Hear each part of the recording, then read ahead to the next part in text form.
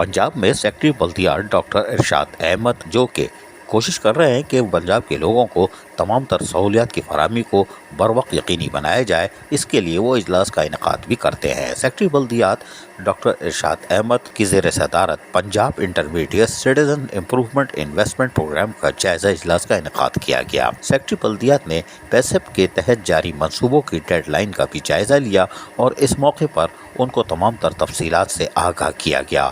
अफसरान ने जहाँ सेप्स के मनसूबों के हवाले से बताया, वहीं पर सेक्रेटरी बल्दियात पंजाब डॉक्टर इरशाद अहमद ने भी उनको हिदायतें जारी की कि कोशिश की जाए कि कम से कम वक्त में प्रोजेक्ट को मियारी तौर पर मुकम्मल करके लोगों को सहूलियात की फराहमी को यकीनी बनाया जा सके और जिससे पंजाब कभी खुशहाल होगा और पंजाब एक नुमाया हैसियत रखेगा।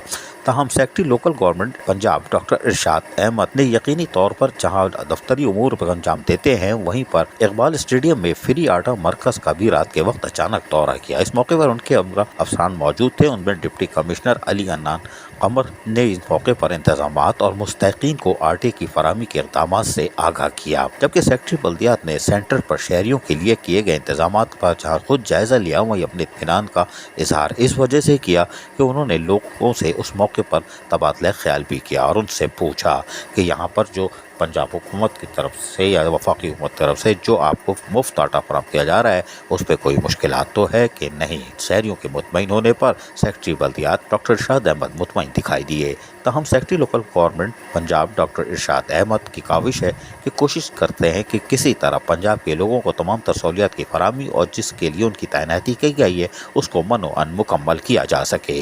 अजीज़ आरिफ, KBS बल्दियाती न्यूज़।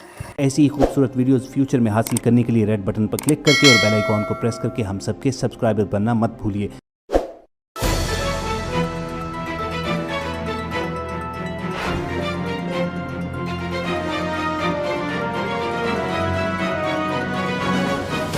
KBS बल्दियाती न्यूज़।